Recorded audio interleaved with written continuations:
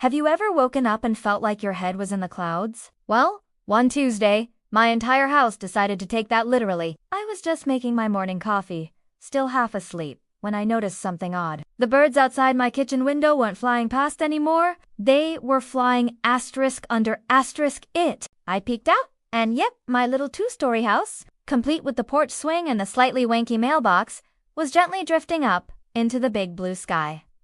My first thought, did I forget to pay the gravity bill? My second thought was for my cat, Mittens, who was currently chasing a sunbeam that was now dancing on the ceiling. Inside, things were getting weird. The fruit bowl decided to levitate, with apples and bananas doing a slow-motion ballet in the middle of the living room. My recliner, bless its comfy heart, tipped over and started sliding towards the front door, which was now more of a I had to do a commando crawl just to get to the bathroom, clinging to the carpet for dear life. Looking down, which was a terrible idea.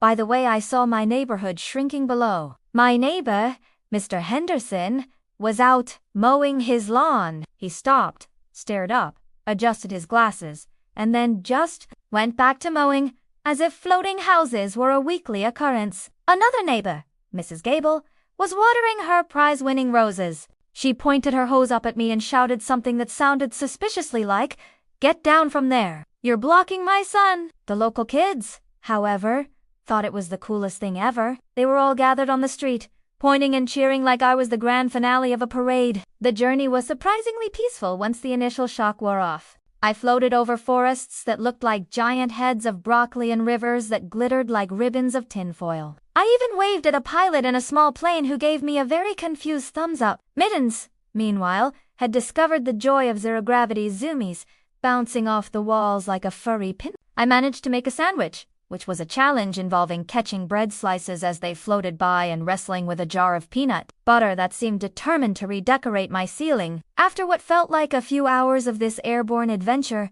I felt a gentle shift. The house began to descend, slowly and gracefully, as if guided by an invisible hand. The fruit settled back into its bowl, the recliner righted itself, and Mittens landed softly on the rug with a little mirth of disappointment. We touched down with a barely perceptible bump in the middle of a vast, empty field of sunflowers. I opened the front door, stepped out onto solid ground, and took a deep, fresh air breath. My house was back on Earth, albeit in a much sunnier location. As I looked around, I couldn't help but smile. Maybe I'd keep the new view for a while. It had a lot more sunflowers and a lot fewer complaints about blocked sunlight. Thanks for joining me on this wild ride. If you enjoyed my unexpected trip, don't forget to hit that like button and subscribe for more adventures.